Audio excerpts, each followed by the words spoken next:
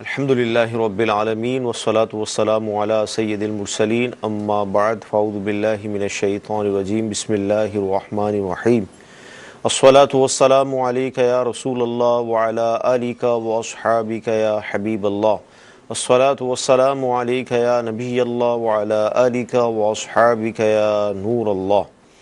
میٹھے میٹھے اسلامی بھائیوں اور مدنی چینل کے ناظرین، سلسلہ دارالفتہ اہل سنت میں ایک بار پھر حاضر ہیں۔ انشاءاللہ عز و جل بہت اہم گفتگو ہوگی، آپ سلسلے میں آخر تک شامل رہیں گے تو مختلف موضوعات سے متعلق اہم معلومات حاصل ہوگی، اور بالخصوص صبح کے وقت جو ہمارا یہ سلسلہ چل رہا ہے بدھ میں، الحمدللہ اس میں عقائد سے متعلق گفتگو چل رہی ہے۔ ابتداءً درود پاک کی فضیلت کے فرمان مصطفیٰ صلی اللہ تعالی علیہ وسلم ہے، جس کا مفہوم ہے تم مجھ پر درود بھیجو اللہ تعالیٰ تم پر رحمت بھیجے گا۔ صلو علی الحبیب صلی اللہ تعالی علی محمد صلی اللہ علیہ وسلم۔ مدنی چینل کے ناظرین، انشاءاللہ عز و جل آج بھی ہم آپ کے ایس ایم ایس کو شامل سلسلہ کریں گے، آپ کے آڈیو اور ویڈیو سوالات بھی انشاءاللہ عز و جل ہم شامل سلسلہ کریں گے۔ ابتداءً مفتی صاحب سے میں پہلا سوال یہ عرض کروں گا، حضور یہ ارشاد فرمائیں کہ اب جیسے بیرون ملک کے اندر ایسا ہوتا ہے، ہمارے ملک میں بھی ہوتا ہے، لیکن ظاہر کنڈیشن مختلف ہے کہ ہمارے ملک میں دینی شعور کے حوالے سے ایک اللہ کی رحمت سے گہما گہمی ہمیں نظر آتی ہے۔ جب کوئی غیر مسلم آتا ہے کسی کے پاس کہ مجھے مسلمان ہونا ہے، تو بعض لوگ گھبرا جاتے ہیں کہ اب یہ مسلمان ہونا ہے تو کس طرح مسلمان کرنا ہے، تو ایسا بھی ہوتا ہے کہ اس کو لے لے کے گھوم رہے ہوتے ہیں نا۔ تو اولاً یہ کہ کرنا کیا چاہیے اگر کوئی کسی کے پاس آئے کہ مجھے مسلمان ہونا ہے، اولاً تو یہ، دوسرا یہ کہ اب اس کو مسلمان کرنے کا طریقہ کیا ہے، اس حوالے سے ارشاد فرمائیں۔ الحمدللہ رب العالمین والصلاة والسلام علی سید الانبیاء والمرسلین اما بعد فاعوذ باللہ من الشیطان الرجیم بسم اللہ الرحمن الرحیم۔ اسلام اللہ تبارک و تعالیٰ کی بہت بڑی نعمت ہے اور یہی ایک ذریعہ نجات ہے۔ بے شک۔ تو جو مسلمان ہیں انہیں اپنے اسلام پر اللہ کا شکر بھی ادا کرنا چاہیے اور اس اسلام کی بقا کے لیے دعا بھی کرنی چاہیے۔ سبحان اللہ۔ اب اگر کوئی دوسرا شخص جو کہ مسلمان نہیں ہے ہمارے پاس آتا ہے تو ہمیں خوش بھی ہونا چاہیے کہ وہ ایک راہ ہدایت کی طرف آ رہا ہے، راہ راست کی طرف آ رہا ہے، اور اسے فوری طور پر جو ہے وہ اسلام قبول کروا دینا چاہیے۔ ٹھیک ہے۔ اب اسلام قبول کروانا کوئی اتنا بڑا مسئلہ نہیں، صحیح۔ زبان سے اقرار جو ہے وہ کرنا ہے، دل میں تصدیق ہو، سچے دل سے بندہ وہ بات کرے اور زبان سے اس بات کا اقرار کرے گا تو وہ تو کوئی بھی مسلمان کروا سکتا ہے۔ صحیح۔ تو کوئی بھی مسلمان جب اس کے پاس کوئی غیر مسلم آتا ہے تو وہ اسے فوراً کلمہ پڑھا دے کہ بھئی آپ کلمہ پڑھ لیں، لا الہ الا اللہ محمد رسول اللہ۔ اچھا، اب اگر مثال کے طور پہ وہ عربی زبان نہیں جانتا، صحیح، یا اس کا تلفظ درست طریقے سے ادا نہیں کر پاتا، تو اب بھی پریشان ہونے کی حاجت نہیں ہے۔ کلمے کا ترجمہ تو ہر مسلمان کو ہی معلوم ہے کہ اللہ کے سوا کوئی عبادت کے لائق نہیں اور محمد صلی اللہ علیہ وسلم اللہ تبارک و تعالیٰ کے رسول ہیں۔ تو یہ اس کی جو بھی لینگویج بنتی ہے، نیٹو لینگویج، مادری زبان جو بھی بنتی ہے، آپ اس میں جو ہے اس کو ایکسپلین کر دیں کہ آپ یہ الفاظ کہہ لیں، تو وہ اپنی مادری زبان میں بھی اگر اسلام قبول کر لے گا، کلمہ پڑھ لے گا، تو ایسی صورت کے اندر وہ مسلمان ہو جائے گا۔ ٹھیک ہے۔ تو ایسے وقت میں امام صاحب کے پاس یا مفتی صاحب کے پاس یا عالم صاحب کے پاس کسی کے پاس لے کر جانا یہ جائز نہیں ہے، بلکہ جب یہ شخص جو ہے وہ کلمہ پڑھا ہی سکتا ہے تو اب اس کا اتنی دیر، کیونکہ جب تک وہ کلمہ نہیں پڑھ رہا، اسلام کو قبول نہیں کر رہا، کلمہ پڑھنے سے مراد اسلام کو قبول نہیں کر رہا، اس نے ارادہ ظاہر کیا ہے کہ میں نے مسلمان ہونا ہے لیکن اب تک اس نے اس پر عمل نہیں کیا، تو اب جو آپ اس کو لے کے مختلف جگہوں پر گھوم رہے ہیں، گویا آپ اس کے اتنی دیر تک کفر پر باقی رہنے کو آپ راضی ہو رہے ہیں۔ صحیح۔ کیا پتہ اس عرصے میں ہی اس کا انتقال ہو جائے۔ صحیح۔ تو اس لیے اگر کوئی اس طریقے سے جان بوجھ کر کرتا ہے تو اس پر خود بھی حکم کفر بنتا ہے کہ کفر پر راضی ہونا یہ بھی کفر ہے۔ صحیح۔ تو ایسا ہرگز نہ کیا جائے، جب بھی کوئی آئے تو سمپل طریقہ آپ کلمہ پڑھا دیں اسے، اور ساتھ ہی ساتھ جو ہے وہ سمپل الفاظ کے اندر اسلام کی کچھ وضاحت کہ بھئی میں اللہ اور اس کے رسولوں پر، فرشتوں پر، اس کی تمام کتابوں پر ایمان لایا اور اسلام کے علاوہ تمام دینوں سے بیزار ہوا۔ ٹھیک ہے۔ اچھا، پھر اگر وہ جو دین اس کا تھا پہلے، یہودی تھا یا عیسائی تھا یا جو بھی تھا، اس کا خاص طور پہ وہ اقرار کر لے کہ بھئی میں اپنے فلاں باطل مذہب سے توبہ کرتا ہوں صحیح. اور میں اس سے بیزاری کا اظہار کرتا ہوں اور سچے دل سے اسلام قبول کرتا ہوں. صحیح. اب مختلف مذاہب کے اندر مختلف برے عقیدے ہیں جو کہ شرک سے متعلق ہیں اور اسلام ان کا کلاکرما کرتا ہے، اسلام ان سے منع کرتا ہے. تو اب وہاں پر پھر مزید اس کو تھوڑا سمجھایا جائے. صحیح. مثلا کہ اللہ تبارک و تعالی ایک ہے، اس کا کوئی شریک نہیں. حضرت عیسیٰ علیہ السلام اللہ تبارک و تعالیٰ کے بیٹے ہرگز نہیں بلکہ اللہ تبارک و تعالیٰ کے بندے اور رسول ہیں. تو یوں اس کو جو ہے وہ بتایا جائے. ہاں اتنی آپ نے اسلام، اب اس کے بعد مزید دینی معلومات کے لیے عقائد سے متعلق اور اعمال سے متعلق اس کے لیے آپ جو ہے وہ کسی عالم دین کے پاس لے کر جائیں تاکہ وہ تسلی اور تشفی کرے. ہاں ایک میٹر اور آتا ہے کہ مثال کے طور پہ کوئی شخص آپ سے آ کے یہ کہتا ہے کہ مجھے اسلام کے بارے میں، غیر مسلم ہے، وہ آپ سے آ کے کہتا ہے کہ مجھے کچھ بات چیت جو ہے وہ کرنی ہے، میرے کچھ اشکالات ہیں، پہلے وہ حل ہوں گے تو میں جو ہے وہ اسلام قبول کروں گا. ٹھیک ہے. تو اب آپ اس کو کسی عالم دین کے پاس ہی لے کر جائیں کیونکہ عام آدمی کے لیے ان اشکالات کو دور کرنا ممکن نہیں ہوتا یا مشکل ہوتا ہے لا علمی کے باعث. اور پھر یہ نہ کریں کہ اس کے اشکالات آپ سن لیں کیونکہ ہو سکتا ہے کہ ان اشکالات میں پتہ چلا اس کے ذہن سے تو ان اشکالات کے جوابات ختم ہو گئے لیکن شیطان ان اشکالات میں سے کوئی اشکال آپ کے ذہن میں بٹھا دے جو آپ کے ایمان کے لیے خطرہ بن جائے. ٹھیک ہے. تو خود وہ اشکالات ہرگز نہ سنیں. ہاں ایسے وقت میں آپ کسی عالم دین مفتی صاحب کے پاس اسے لے جائیں اور اس کے اشکالات کا ازالہ کروائیں تو انشاءاللہ ازالہ ہو جائے گا تو توفیق الہی شامل حال ہوگی تو وہ مسلمان ہو جائے گا. تو یہ تمام جو ہے وہ اس بات کو ذہن میں رکھیں کہ ہر مسلمان جو ہے وہ کسی بھی دوسرے شخص کو کلمہ پڑھا سکتا ہے، اسلام قبول کروا سکتا ہے. اگر عربی زبان میں بھی کلمہ نہیں وہ پڑھ سکتے تو آپ ان کی مادری زبان میں ہی انہیں اسلام قبول کروا سکتے ہیں. مدنی چینل کے ناظرین، آپ نے سنا دیکھا کہ مفتی صاحب نے ایک تفصیلی جواب اس حوالے سے ہمیں ارشاد فرما دیا کہ غیر مسلم کو مسلمان کرنے کا طریقہ کیا ہے، اس میں شرعی حکم کیا ہے جو اس کو گھماتے پھراتے ہیں. اس حوالے سے بھی اس حوالے سے جواب عطا فرمایا. مزید انشاءاللہ گفتگو کریں گے. آئیے آپ کا جو ویڈیو سوال ہے اس کو ہم شامل کرتے ہیں. میرا نام سجیر اتاری ہے، میں جامعۃ المدینہ بریڈ فورڈ میں پڑھتا ہوں. میرا سوال یہ ہے کہ فرشتوں کی تعداد کتنی ہے؟ جی حضور، فرشتوں کی تعداد اللہ تبارک و تعالیٰ اور اس کے حبیب علیہ الصلوۃ والسلام جانتے ہیں. اللہ تبارک و تعالیٰ نے قرآن مجید میں ارشاد فرمایا وما یعلم جنود ربک الا ہو، اور تمہارے رب کے لشکروں کو نہیں جانتا مگر وہ خود. سبحان اللہ. فرشتوں کی تعداد اللہ تبارک و تعالیٰ ہی جانتے ہیں. البتہ علماء نے یہ احادیث مبارکہ میں یہ ذکر کیا گیا کہ آسمانوں میں 4 انگل بھی جگہ نہیں جہاں فرشتے نے سجدے میں پیشانی نہ رکھی. اللہ. اس سے اندازہ کر لیں حتیٰ کہ جو کرامن کاتبین ہیں جب بندے کا انتقال ہو جاتا ہے جو نامہ اعمال لکھنے پر جو ہیں تو وہ بارگاہ الہی میں حاضر ہوتے ہیں کہ مولا تو نے ایک ڈیوٹی دی تھی، وہ ڈیوٹی جو ہے وہ مکمل ہو گئی، بندہ جو ہے وہ انتقال کر گیا ہے، اب ہم جو ہے وہ کہاں جائیں. ٹھیک ہے. تو اللہ تبارک و تعالیٰ فرماتا ہے کہ میرے آسمانوں میں آنے کا یعنی ان کا سوال ہوتا ہے تو اللہ تبارک و تعالیٰ فرماتا ہے میرے آسمان بھرے ہوئے ہیں.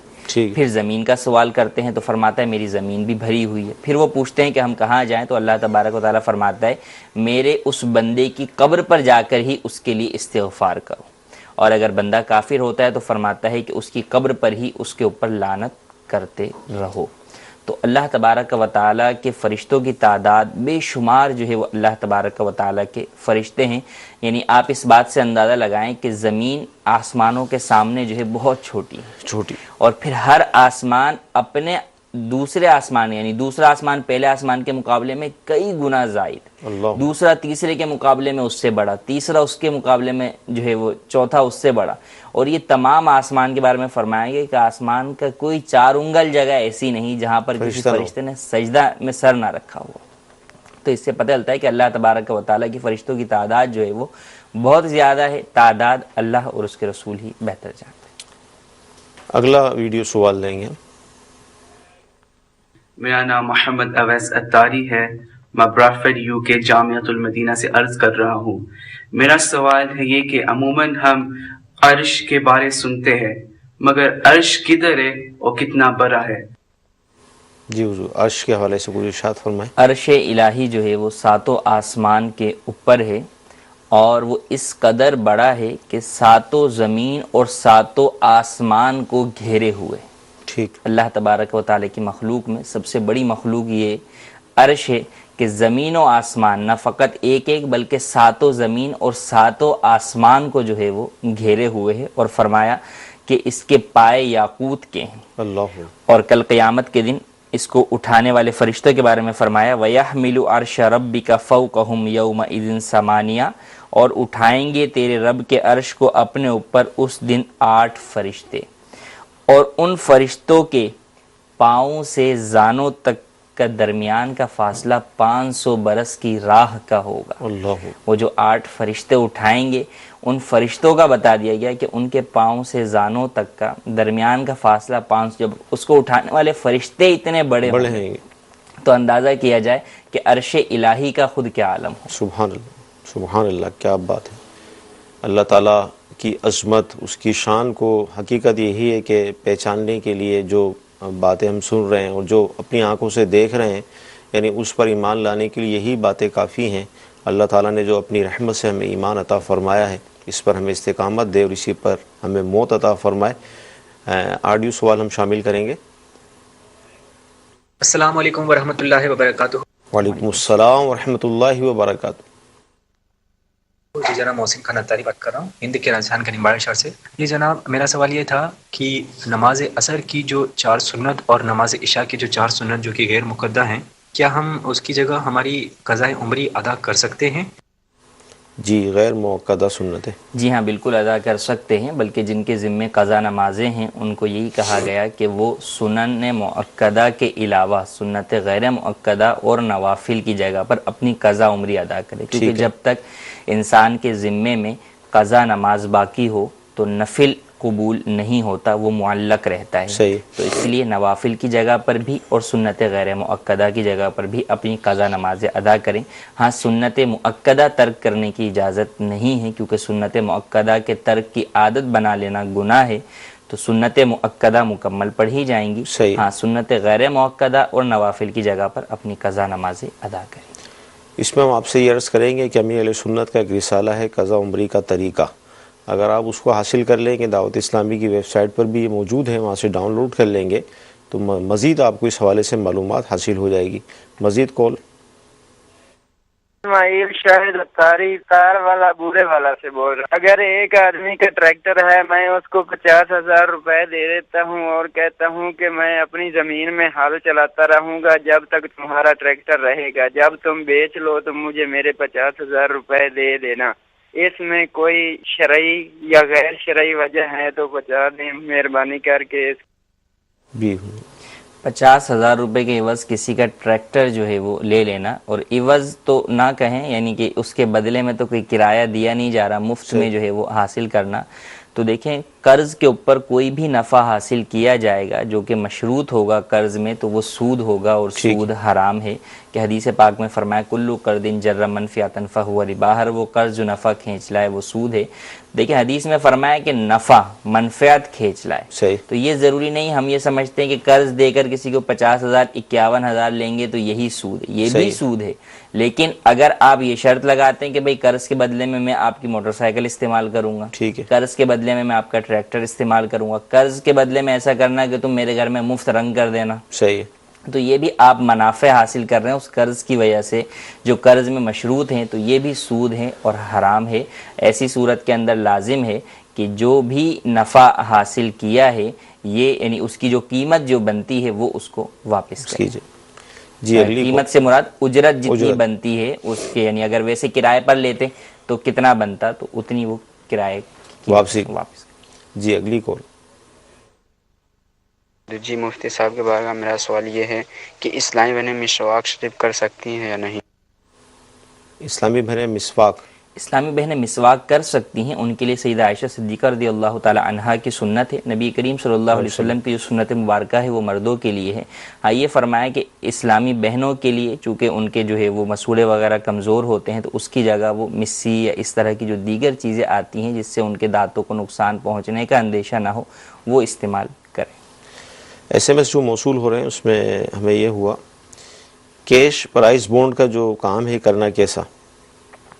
کہ پرائز بانڈ کی خرید و فروخت کرنا جی یہ تو جائز ہے. اب کیش پرائز بانڈ خرید و فروخت کے اوپر میرے خیال سے یہ جب قرآن اندازی کے ٹائم قریب آنے لگتا ہے تو کچھ زیادہ قیمت میں بکتا ہے. ٹھیک. اگر قانونی اعتبار سے یہ زیادہ قیمت میں بیچنا الاؤ نہیں ہے تو ایسی صورت میں شرعاً بھی اس کی اجازت نہیں ہوگی. ٹھیک ہے. اور اگر قانوناً اجازت ہے تو پھر بھی فقط ہاتھوں ہاتھ یعنی نقد جو ہے وہ یہ خرید و فروخت جائز ہے، ادھار جائز نہیں. ٹھیک. اچھا، مساجد میں اور اسی طرح مدنی چینل کے جو سلسلے ختم ہوتے ہیں تو اس میں صلاۃ والسلام کا بھی بعض سلسلوں میں اہتمام ہے، تو جو گھروں پر ہوتے ہیں ان کے لیے کیا حکم ہے؟ کیا وہ اس میں شریک ہوں یا گھر والے بھی جو ہے وہ شریک ہوں تو بہتر ہے. جس طرح جو ہے وہ مجلس کے اندر بقیہ میں شریک ہوئے، صلاۃ والسلام بھی جو ہے وہ ایک مجلس کا حصہ ہی ہے اور ایک مبارک جو ہے وہ کام ہے، تو اس میں بھی شامل ہوا جائے. اس کے بعد عموماً دعا بھی ہوتی ہے، یا گھروں میں ویسے اپنی محفل کر رہے ہیں تو اس کے اندر بھی شامل ہوں. عموماً یہ دیکھا گیا ہے کہ جیسے صحیح کہہ رہے ہیں کہ مدنی چینل پہ سے کوئی اجتماعی ذکر و نعت ہو رہا ہے تو اب بیان جو ہے وہ سن لیا، اب اس کے بعد جو ہے وہ چل دیے، تو جائز تو ہے، اس میں کوئی گناہ نہیں ہے، لیکن بہتر یہی ہے کہ آپ پورے اجتماع کی نیت سے اگر بیٹھے ہیں تو پورے اجتماع میں ہی شریک ہوں، صلاۃ والسلام تک شریک. لیکن یہاں جو شرکت ہوگی وہ شرعاً اس کا حکم کیا ہوگا؟ ہاں جی، یعنی واجب نہیں ہوگی اس پہ. وہ تو جو مسجد کے اندر بھی موجود ہیں ان پر بھی واجب نہیں ہے. صلاۃ والسلام کے اگر اجتماع میں آئے تو صلاۃ والسلام سے پہلے جا نہیں سکتے، جانا تو جائز ہے. بہتر یہ ہے کہ زیادہ سے زیادہ ثواب جو ہے وہ حاصل کرنے کے لیے صلاۃ والسلام میں بھی شرکت کی جائے. بنت نواز ہیں جھنگ سے یہ پوچھنا چاہ رہی ہیں کہ کیا حلال جانور کے گلے میں حفاظت کا یا بیماری سے بچنے کا تعویذ وغیرہ ہم ڈال سکتے ہیں؟ جی ہاں، ڈال سکتے ہیں، اس میں کوئی حرج نہیں. مدنی چینل کے ناظرین، موضوع چل رہا ہے ہمارا بھی عرش سے متعلق بھی گفتگو ہوئی. غیر مسلم کو جب مسلمان کیا جاتا ہے تو اس کا طریقہ کیا ہے یہ بھی بیان ہوا. اچھا حضور، یہ ارشاد فرمائیں کہ قیامت کا لفظ ہم بارہا سنتے ہیں، اس پر گفتگو ہوتی ہے، قرآن و حدیث میں تذکرہ، تو کیا اس کی بھی کوئی اقسام وغیرہ ہیں؟ قیامت کے بارے میں علماء نے فرمایا کہ 3 قسمیں ہیں. ایک قیامت صغریٰ، فرمایا موت. ٹھیک ہے. کہ جو شخص انتقال کر گیا اس کے لیے وہی جو ہے وہ قیامت ہے. اسی لیے فرمایا کہ من ماتا فقد قامت قیامت، جو انتقال کر گیا تو اس کی قیامت تو قائم ہو گئی. ٹھیک ہے. دوسری فرمایا قیامت وسطیٰ، کہ جب تمام لوگ اس دنیا سے فنا ہو جائیں گے. ٹھیک ہے. اس وقت فقط اللہ تبارک و تعالیٰ کی ذات ہوگی. اور پھر تیسری قیامت کا لفظ استعمال ہوتا ہے حشر کے لیے. ٹھیک. کہ جب قیامت قائم ہوگی، جو کہا جاتا ہے قیامت قائم ہوگی، کہ حشر ہوگا، کہ جو لوگ بھی اس دنیا میں آئے تھے ان تمام کو زندہ کیا جائے گا اور وہ میدان محشر میں حاضر ہوں گے. تو عموماً یہ بعد والے 2 کے لیے قیامت کا لفظ استعمال ہوتا ہے، اور پہلا والا علماء نے فرمایا کہ انسان کی موت اس کے لیے قیامت. مدنی چینل کے ناظرین، آئیے آپ کے مزید سوالات کو ہم شامل کرتے ہیں. کہ جب ہم نماز سنت کوئی بھی 4 سنتے ہیں یا فرض پڑھتے ہیں، دوسری رکعت میں اتحیات کے لیے بیٹھنا ہوتا ہے، تو بھول کے اگر بندہ کھڑا ہو جائے تو اس کا کیا طریقہ ہوگا؟ جی، دوسری رکعت کے اندر جب بیٹھنا ہے تو اب اگر جب شخص کھڑا ہو گیا تو اب لوٹ کر نہ آئے. ٹھیک ہے. بلکہ اب اپنی تیسری رکعت یا چوتھی رکعت پڑھ لے اور پھر آخر میں سجدہ سہو کر لے تو نماز ہو جائے گی. ٹھیک. جی، مزید کال. السلام علیکم ورحمۃ اللہ وبرکاتہ. وعلیکم السلام ورحمۃ اللہ وبرکاتہ. مجھے مفتی صاحب سے سوال پوچھنا ہے، کیا بیوہ عورت کانچ کی چوڑیاں اور ناک میں لونگ پہن سکتی ہے؟ دوسری دیگر اسلامی بہنیں ان کو منع فرماتی ہیں. جی، بیوہ عورت چوڑیاں عدت میں تو منع ہے زینت کی چیزیں اختیار کرنا، لیکن عدت کے بعد پہننا بالکل جائز ہے، اس میں کوئی حرج نہیں ہے. شرعی اعتبار سے بیوہ بھی پہن سکتی. ٹھیک ہے. جی، ویڈیو سوال. میرا نام اویس ہے اور میں جامعۃ المدینہ بریڈفورڈ میں پڑھ رہتا ہوں. ہم سنتے ہیں کہ اللہ تعالی ہر چیز پر قادر ہے، مگر اس کا مطلب کیا ہے؟ جی، ان اللہ علی کل شیء قدیر، اللہ تبارک و تعالیٰ سب کچھ کر سکتا ہے، ہر شے پر قادر ہے، چیز پر قادر ہے. علماء نے فرمایا کہ اس آیت مبارکہ میں جو شے ہے، اللہ ہر شے پر قادر ہے. جی جی، تو شے جو ہے وہ چیز ہے جس کو اللہ تبارک و تعالیٰ چاہے اور اس کی مشیت کے تحت داخل ہو. ٹھیک. جو چیز اللہ تبارک و تعالیٰ کی مشیت کے تحت داخل نہیں وہ تحت قدرت نہیں.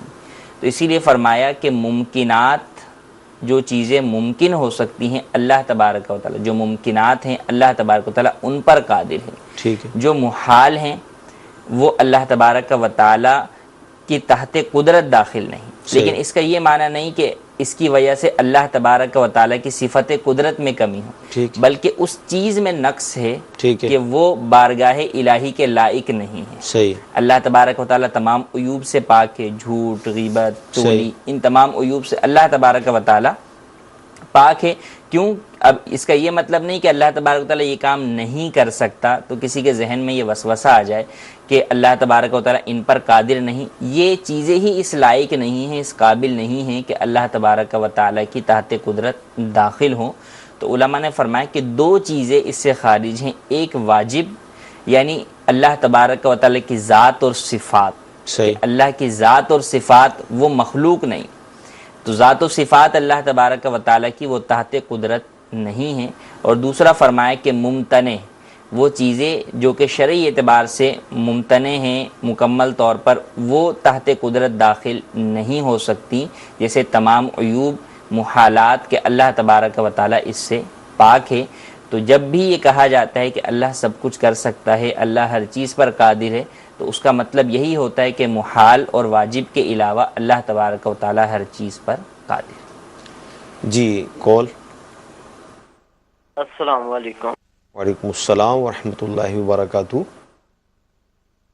حضور میں یہ بات کرنا چاہتا ہوں، میری بہن کو ایک طلاق ہو چکی ہے، تو کیا صلح ہو سکتی ہے؟ 6 مہینے ہو چکے ہیں اس بات کو، تو یہ مجھے بتائیں.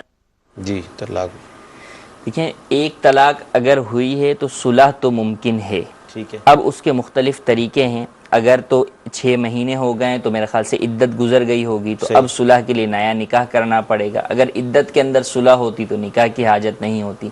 پھر الفاظ پر دار و مدار ہوتا ہے کہ کن الفاظ سے طلاق دی گئی. اچھا بسا اوقات طلاق نامے میں الفاظ طلاق تا لام الف قاف تو ایک ہی لکھا ہوتا ہے، لیکن اس کے ساتھ آگے پیچھے بہت سارے دیگر الفاظ ہوتے ہیں جو الفاظ کنایہ ہوتے ہیں، فارغ، آزاد، اس طرح کے، رشتہ ختم. تو ان الفاظ کا بھی جو ہے وہ بہت گہرا تعلق ہوتا ہے، اور بعض صورتوں میں ان دیگر الفاظ کی وجہ سے ایک سے زائد طلاقیں واقع ہو رہی ہوتی ہیں.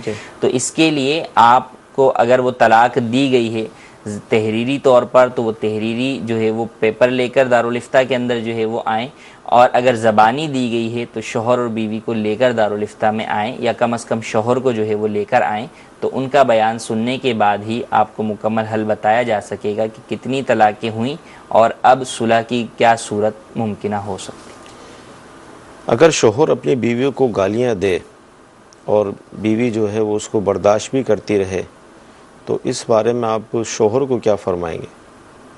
دیکھیں گالی دینا تو حرام ہے اور گناہ کا کام ہے، گناہ کبیرہ میں سے. فرمایا کہ سباب المسلمی فسوقن، کہ مسلمان کا گالی دینا یہ جو ہے وہ فسق ہے. تو شوہر ہو یا بیوی یا کوئی بھی شخص کسی بھی مسلمان کو گالی دیتا ہے تو وہ ایک گناہ کے کام کا مرتکب ہوتا ہے. اچھا گالی میں پھر 2 چیزیں پائی جاتی ہیں.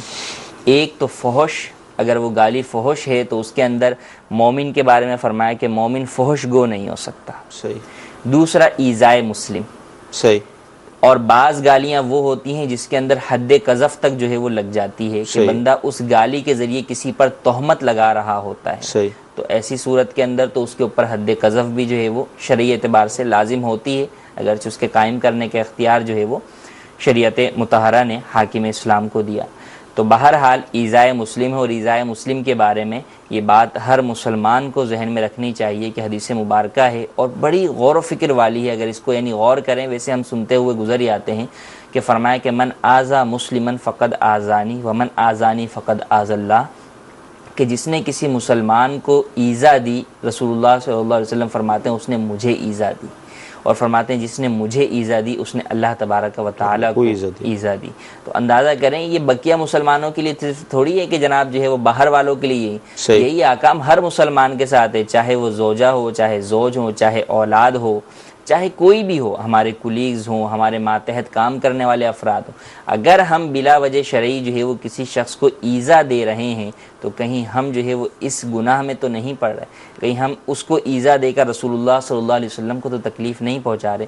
تو یقیناً ایک مسلمان اگر اس انداز سے سوچے گا تو وہ کبھی بھی کسی دوسرے مسلمان کو اس لیے ایذا نہیں دے گا کہ رسول اللہ صلی اللہ علیہ وسلم کو ایذا نہ پہنچے.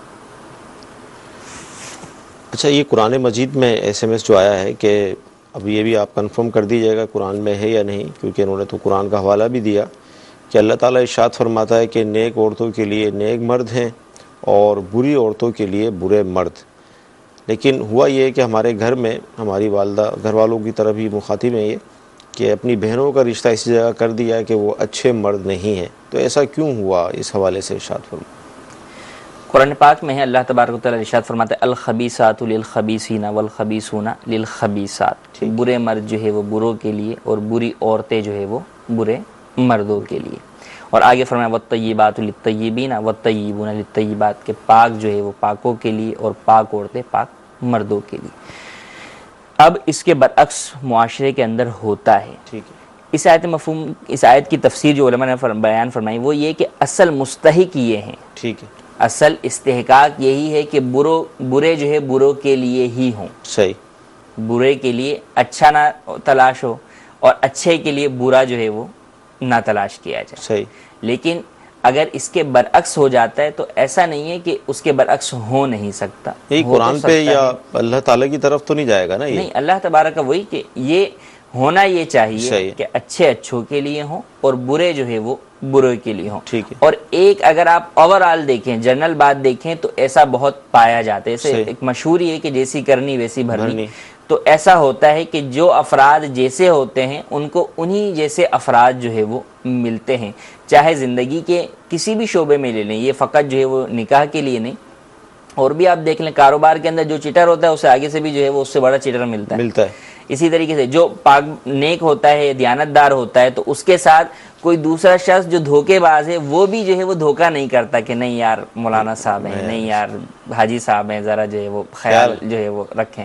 تو ایک اوورآل یہ ہے کہ جیسا ہوتا ہے اس کے ساتھ ویسے ملتے ہیں. تو اگر اس کے برعکس ہو تو اس کا یہ مطلب نہیں ہے کہ معاذ اللہ قرآن پاک کی آیت مبارکہ میں جو بیان کیا گیا وہ غلط ہے. یہ تو ہمارا قصور ہے کہ ہم علم دین سے دوری کے باعث جو ہے وہ جب ان باتوں کا فیصلہ کرنے جاتے ہیں زندگی کے اندر کسی بھی چیز کا، تو اس میں شریعت مطہرہ کے اصولوں کو پیش نظر نہیں رکھتے.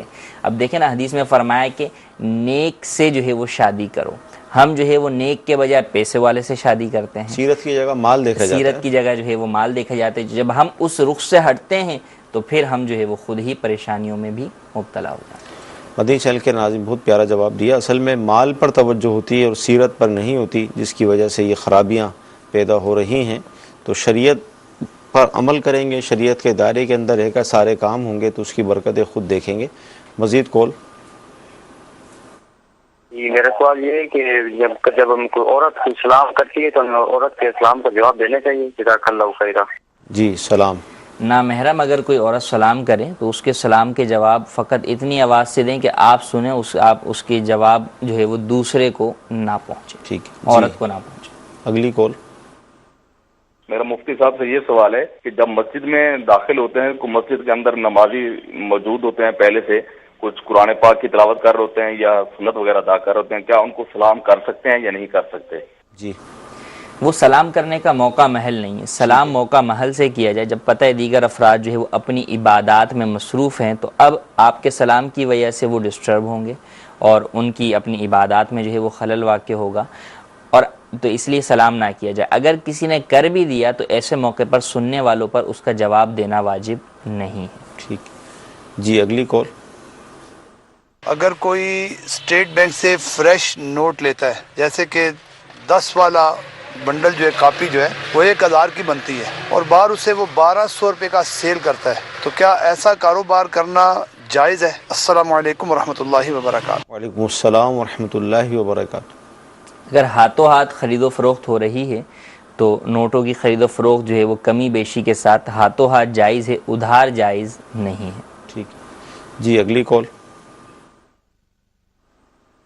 میرا موٹر سائیکل کا شروع میں میں یہ پوچھنا چاہتا ہوں کہ جو گاڑی اگر 40,000 کی میں 50,000 میں دے رہا ہوں یا 45,000 میں دے رہا ہوں یا 52,000 میں دے رہا ہوں، اس میں کوئی حرج تو نہیں ہے؟ یہ میں پوچھنا چاہتا ہوں، بڑی مہربانی ہوگی آپ کی. جی، آپ اپنی چیز کے مالک ہیں، اسے جتنے چاہے زیادہ قیمت میں بیچ سکتے ہیں، جبکہ جھوٹ اور دھوکہ دہی شامل نہ ہو. اگر آپ جھوٹ کہتے ہیں آپ کو وہ پڑی 45 کی ہے اور آپ جو ہے وہ اسے کہتے ہیں کہ نہیں جناب مجھے پڑی ہی جو ہے وہ 54 کی ہے، میں 1,000 روپے کما کر آپ کو 55 کی بیچ رہا ہوں، تو اب یہ جھوٹ بولنا آپ کے کاروبار سے برکت کو بھی ختم کر دے گا اور یہ جائز بھی نہیں ہے. اور اس بات کا بھی خیال رکھا جائے کہ جہاں قانونی اعتبار سے ریٹ فکس ہے تو وہاں پر قانون کو جو ہے وہ فالو کیا جائے. اور تیسری ایک بات یہ ہے کہ مسلمانوں کے ساتھ خیر خواہی، یعنی زیادہ قیمت میں آپ بیچ تو سکتے ہیں اپنا مال جبکہ جھوٹ اور دھوکہ دہی نہ ہو، لیکن ایک مسلمان کے ساتھ خیر خواہی یہ ہے کہ آپ اپنا نفع بھی رکھیں مناسب سا، اور اس چیز کو سستا کر کے بیچنے میں سامنے والے مسلمان کے ساتھ بھی خیر خواہی کریں.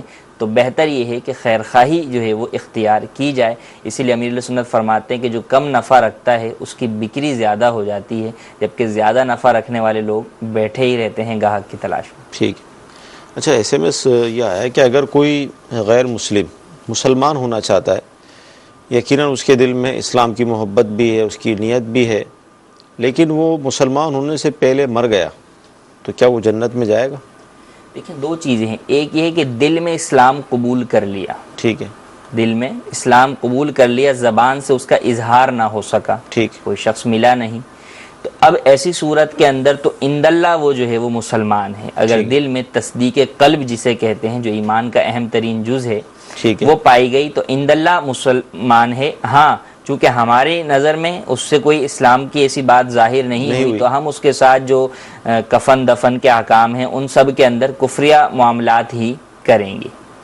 اور جس کو موقع ملا کہ وہ تصدیق کے بعد کسی کے سامنے اپنا اسلام ظاہر کرتا اور پھر بھی اس نے ظاہر نہیں کیا، تو اب ایسی صورت کے اندر اسے جو ہے وہ کافر ہی قرار دیا جائے گا. ٹھیک ہے. تو اگر کسی کو وقت ہی نہیں ملا، دل میں اس نے جو ہے وہ سچے دل سے اسلام قبول کر لی. ایک یہ کہ اسلام قبول نہیں کیا، اسلام کو اچھا سمجھتا تھا کہ ہاں اسلام اچھا ہے، ہونا چاہیے، تو ایسے کئی چیزیں ہیں کیونکہ اسلام ہے ہی ایسا دین کہ جس کی اچھائیاں ہر ایرے غیرے پر، ہر شخص پر جو ہے وہ واضح ہیں. صحیح. یعنی جو اپنا ہے اس پر بھی ہیں، جو غیر ہے وہ بھی اسلام کی خوبیوں کا معترف ہے. ٹھیک ہے. تو فقط خوبیوں کا معترف ہونا یہ کسی کو مسلمان نہیں بنا دے گا جب تک کہ سچے دل سے اسلام قبول نہ کر لے. ٹھیک ہے. مزید کال.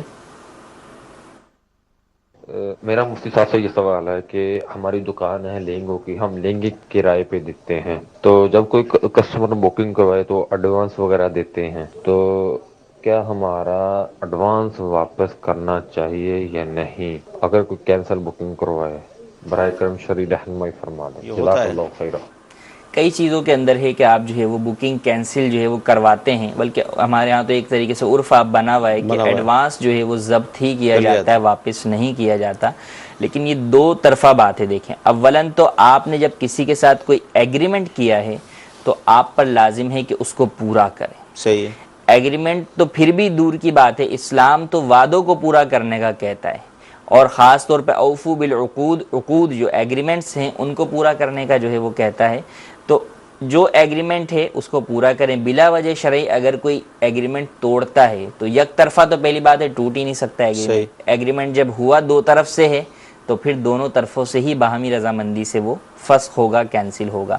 بہرحال اگر جو ہے وہ جب کوئی شخص کہنے آتا ہے کہ بھئی مجھے یہ چیز نہیں چاہیے، اب میں اس کو کینسل کرتا ہوں، اور آپ اس چیز کو ایکسیپٹ بھی کر لیتے ہیں، تو اب جو اس کا ایڈوانس ہے وہ ضبط کرنا جائز نہیں ہے، وہ آپ کو واپس ہی کرنا ہوگا. ہاں، یہ ہو سکتا ہے کہ اگر آپ کے پاس وہ دوبارہ آتا ہے تو آپ آئندہ کے لیے اس سے اس کی قیمت جو ہے وہ زیادہ چارج کر سکتے ہیں کہ بھئی پچھلی دفعہ آپ نے جو ہے وہ کینسل کیا تھا، اس دفعہ اس کی جو چارجز بنتے ہیں وہ نارمل تو 5,000 بنتے ہیں لیکن میں آپ سے 6,000 لوں گا.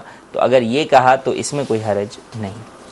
انکل نے ایس ایم ایس آیا کہ 20,000 روپے دیے تھے امی کو، اب 40,000 روپے مانگ رہے ہیں کچھ عرصے بعد، کیا کیا جائے؟ اب یہ تو دیے جب تھے تو کیا بات ہوئی تھی نا. اب اگر اس وقت جو ہے وہ لے لیے کہ ٹھیک ہے میں اس کے اوپر سود ادا کروں گی، تو اولاً تو یہ اس وقت مسئلہ پوچھنا چاہیے تھا کہ آپ نے یہ ایگریمنٹ کیا ہی کیوں؟ حرام ہے، واضح طور پر سود ہے اور حرام ہے. اور اب کر لیا تو اب بھی بہرحال توبہ لازم ہے اور وہ دینا اور لینا جائز نہیں ہے. دیگر افراد کو بٹھا کر یا انہیں خود ہی بتا دیں، سمجھا دیں کہ دیکھیں یہ سود ہے، یہ حرام ہے، تو اس لیے آپ بھی اس کے لینے میں گناہ گار ہوں گے اور میں دینے میں بھی گناہ گار ہوں. اچھا، یہ اس طرح کہہ سکتے ہیں کہ بھئی میں دے تو سکتی ہوں آپ کو لیکن یہ حرام ہے؟ نہیں، کہ دے کس طرح سکتے ہیں. اصل یہ کہ دیکھیں معاملات جب بگڑتے ہیں جب لوگوں کو نقصان ہوتا ہے، صحیح ہے، یا کوئی ایسی چیز میں پھنس پڑتے ہیں. حالانکہ در حقیقت پوچھنا تو کب چاہیے تھا؟ جب آپ لے رہے تھے ان سے. آپ اس وقت پوچھتے کہ بھئی یہ 20,000 پہ 40 کا تقاضا کر رہے ہیں، کیا میں لے سکتی ہوں یا نہیں. اس وقت تو ہم یہ کہتے ہیں کہ نہیں بھئی ضرورت ہے، بس ٹھیک ہے آپ جیسے جیسے دے دیں، دیکھا جائے گا، ہم کر لیں گے. اور پھر بعد میں جب دینے کی باری آتی ہے تو اب بھی اس طور پہ نہیں کہ یہ حرام ہے اس لیے ہم نے بچنا ہے، بلکہ مال جو جا رہا ہے اس کو بچانے کے لیے. تو یہ ہرگز نہیں ہونا چاہیے. یہی جو ہے وہ ہمیشہ ہو کہ ہمیں اللہ تبارک و تعالیٰ کے حکم پر عمل کرنا ہے اور اس کے احکامات کی روشنی میں ہی اپنی زندگی گزارنی. وضو میں اگر کوئی فرض رہ جائے جیسے ناک صاف کرنا، تو اس سے وضو ہو جائے گا؟ اولاً تو ناک صاف کرنا کیا وضو کا فرض ہے؟ وضو کا فرض تو نہیں ہے. ہاں، غسل میں ناک میں پانی چڑھانا فرض ہے. تو اگر کوئی فرض رہ گیا ناک کے علاوہ کوئی، مثلاً جو ہے وہ کوہنیاں جو ہے وہ دھلنا رہ گئیں یا کچھ دھلنا رہ گئیں، تو وضو تو مکمل نہیں ہوگا. ہاں، اب اگر بعد میں یاد آیا تو فقط اس عضو کو بھی اگر دھو لیا تو وضو مکمل ہو جائے گا. ٹھیک. میں نماز نہیں پڑھتی، کچھ رہنمائی فرمائیں. نماز نہ پڑھنا تو حرام اور کبیرہ گناہ ہے. یہاں تک فرمایا گیا کہ جو شخص نماز قضا کرے گا جہنم کے اسی دروازے پر اس کا نام لکھ دیا جائے گا جس سے اس نے جہنم میں داخل ہونا ہے. تو نماز قضا کرنے کی بہت ساری وجوہات ہوتی ہیں، ان پر اولاً غور کریں. سستی ہے، پاکی ناپاکی کے معاملات ہیں، تو اس سے متعلق جو ہے وہ شرعی احکام حاصل کریں کہ ان کو کوئی سستی ہے تو اس کو دور کریں. صحیح. اللہ تبارک و تعالیٰ نے جو نماز کے انعامات رکھے ہیں ان کی جو ہے وہ ان احادیث طیبہ کو پڑھیں، اور جو عذابات نماز قضا کرنے پر ہیں ان کو جو ہے وہ بار بار پڑھیں اور سنیں، تاکہ اس سے گناہ سے جو ہے وہ باز آئیں اور نیکی کی طرف آگے جائیں اور نماز پابندی کے ساتھ ادا کریں. زکوٰۃ کی فیصد کیا ہے، شرح کیا ہے؟ زکوٰۃ جو ہے وہ 2.5% جو ہے وہ لازم آتی ہے، 40واں حصہ کہلاتا ہے. اور وہی 40ویں حصے کو اگر آپ پرسنٹیج میں لے کر آئیں تو 2.5% جو ہے وہ زکوٰۃ ٹوٹل مال پر لازم ہوتی ہے. نماز جنازہ کسی بھی مسجد میں پڑھ سکتے ہیں، میت سامنے ہو یا نہ ہو؟ نماز جنازہ کے لیے میت کا سامنے ہونا ضروری ہے. اور نماز جنازہ مسجد میں نہیں ہوتی، نماز جنازہ مسجد سے باہر ہوتی ہے، یا تو فنائے مسجد میں ہوتی ہے یا خارج مسجد میں ہوتی ہے. بہرحال سامنے میت کا ہونا ضروری ہے کہ امام کے سامنے میت ہو. غائبانہ نماز جنازہ فقہ حنفی میں جائز نہیں ہے. مدی چینل کے ناظرین، سلسلے کا وقت ختم ہو چکا. آپ کے SMS بھی ہم نے شامل سلسلہ کیے، کالس وغیرہ بھی لیں. یقیناً بہت ساری چیزیں، سوالات وغیرہ رہ جاتے ہیں. نیت یہی ہوتی ہے کہ زیادہ سے زیادہ شامل کر لیے جائیں. آج بھی انشاءاللہ عز و جل مغرب کے بعد سلسلہ ہوگا اور یہ ہفتے میں 6 مرتبہ ہوتا ہے، تو لہذا کوشش تو ہے جتنا ہو سکے رہنمائی کے سلسلے چلتے رہیں. آپ دیکھتے رہیں گے تو کسی نہ کسی موقع پر آپ کا وہ سوال شامل ہو ہی جائے گا. اللہ تعالیٰ کی بارگاہ میں دعا کرتے ہیں کہ اللہ تعالیٰ آج کے ہمارے سلسلے کو اپنی بارگاہ میں قبول فرمائے. جو سنا ہے، جو سیکھا ہے، اس پر عمل کرنے کی توفیق عطا فرمائے. آمین. صلو علی الحبیب صلی اللہ تعالی علی محمد.